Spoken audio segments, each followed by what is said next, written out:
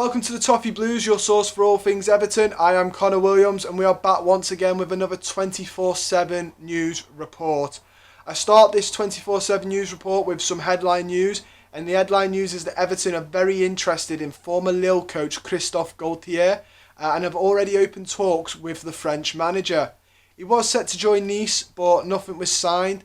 This news has come from B-Foot, and we also ran a poll on the Toffee Blues Twitter account asking, would you take Galtier at Everton? An amazing 6,135 of you voted, with 90% of you saying yes and 10% of you saying no. Don't forget to follow the Toffee Blues on Twitter. The link will be in the description down below.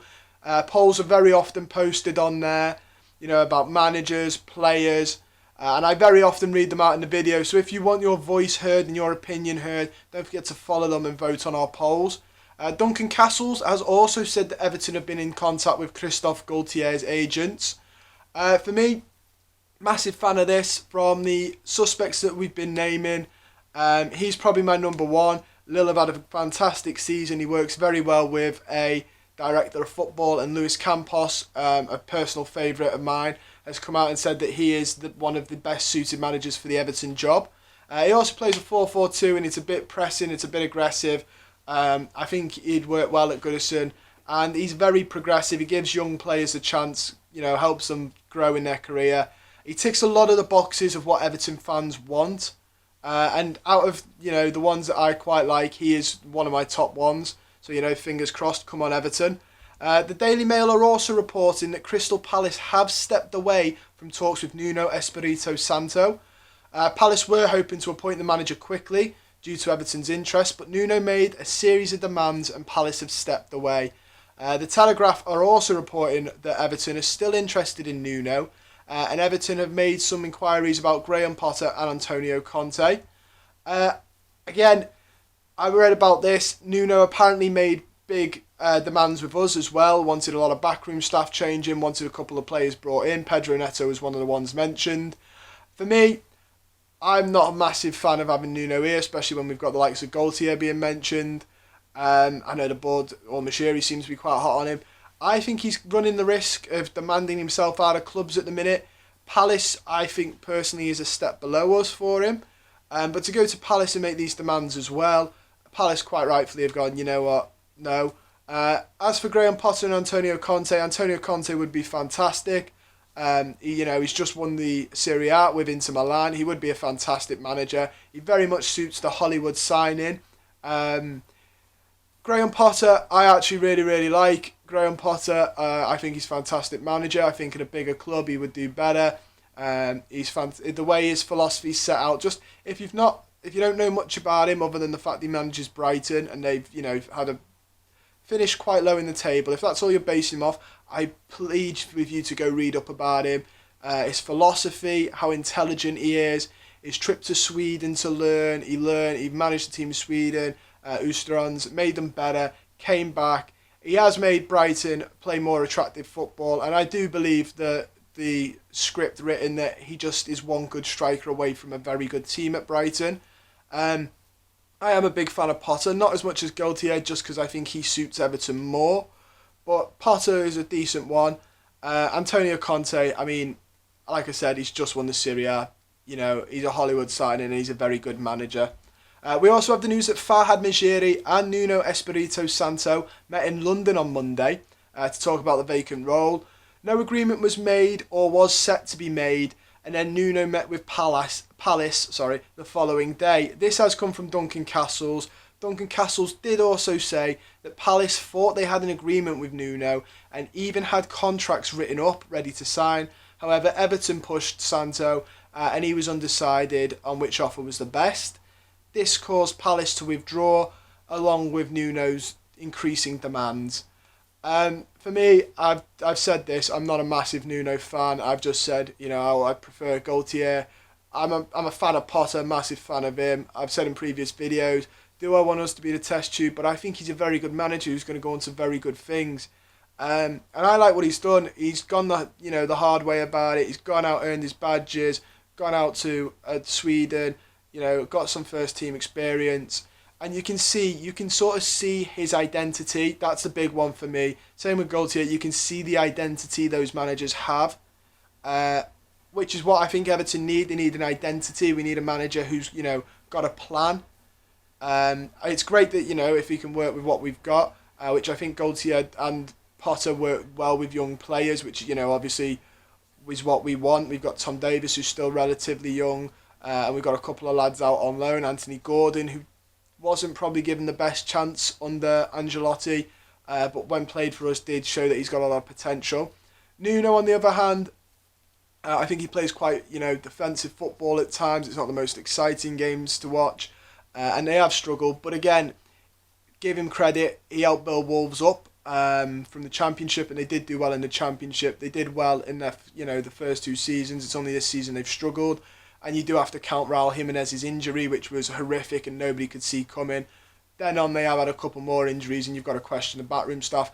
But I think most teams have had injuries. We certainly can't hold our hands up and say, it's not happened to us this season. They do seem to be quite common. But my biggest problem is that he's coming with a lot of baggage already. He's not, I wouldn't say he's the fans' favourite, and he's not the one that fans want. I think, the poll writes for itself. We all want Galtier. And then to come in with these demands, like Pedro Neto, I think would be a great signing for us, and I'd welcome that. Ruben Neves would be another one. If that was the other player he was going to bring over, I'd like Ruben Neves. But then, the backroom staff, that's a lot of money and that's a lot of people losing their jobs at Everton. I don't know where that'd leave Duncan Ferguson either, because I'm assuming Nuno would want to bring in his own assistant manager. So, I think he comes with a lot of baggage, probably more than he's probably worth, in my opinion, and he's already seen himself out of Palace with these demands. He could see himself out of Everton, and again, it's the fact that I really want Christophe Galtier, so if we got Nuno, I'd be a little bit disappointed. Back him regardless, because you back your manager, but, it'd be a little bit disappointing in my opinion. But we do end the news today with some transfer news, which is quite exciting. And Everton are interested in Ajax left-back Nicolas Tagliafico. Obviously, we reported earlier on that Brands was looking at full-backs in the Dutch league in the form of Denzel Dumfries. But it looks like he's also looking for a left-back in the Dutch league. We are interested in him, but so are Leeds United. So, there is some competition there. Ajax have lowered their asking price to 12 million now. The 28-year-old was valued at 25 million last summer, but it's been cut, quite considerably. And this comes from Die Telegraaf. I really like Tagliafico. I think he's a very good left back. I've only seen him play a handful of times, but from what I've seen, I like. He does tend to be one of the ones who does very well on the stats year on year, average ratings on who scored and stuff like that. So if you're a stats fan, he does tend to do quite well. He's got a nice left foot on him, and he's a very good attacking fullback. I don't know where this leaves Luca Dean, who is rumoured to be going to, is rumoured that PSG is sniffing about. I hope we don't get rid of him. But I don't know where that would leave Luca Dean, whether he comes in as a good backup, which I think we need at Everton. Niels and Kunku look good. Whether he looks good enough that if Digne gets injured or suspended, you just throw him in and expect similar results. Where at least with this, if you lost Digne, you bring him in, and the hope would be that you don't see a massive decline in ability, because they're very similar players, play similar styles, both very good quality. So I think it's a good deal. 12 million is incredibly cheap. I think the reason that's cut price is COVID-19. Obviously, financially, it is hurting clubs. We saw Inter Milan are cutting players. They need to make 80 million. So, for 12 million, I think he's very much worth a punt. If we don't get him, I'm certain Leeds United are going to get him, because he's Bielsa's type of player. He's a very high-intensity player. But that is all the news that we have time for today. Don't forget to like this video, subscribe, share it with your friends or on Twitter, and comment down below. Most importantly, we absolutely love the discussions that we have with you, and we love hearing your opinions, so comment down below on anything that I've discussed today in the video. Do you think Tagliafico is a good signing? Where do you think that leaves Luca Dean? Do you want Galtier? Are you with the majority or are you with the minority and don't want him? What do you think about Potter and Conte rumours? And what, most importantly as well, what do you think about Nuno? Is he going to outdemand himself at clubs? Are you hoping that Everton, succumb to his demands? Or do you hope we could sort of brush it off and go with Galtier? But you can follow me and the Toffee Blues on Twitter. Our handles will be in the description down below. Don't forget what I said, polls are very regularly ran on the Toffee Blues Twitter, and I do read them out, so if you want your voice heard and you want your voice read out in videos like this, get following them, get voting, and they're also great for just Everton news. They tweet it out as soon as they get it. They're very good, if you want your daily news, and just go follow them. They're absolutely fantastic.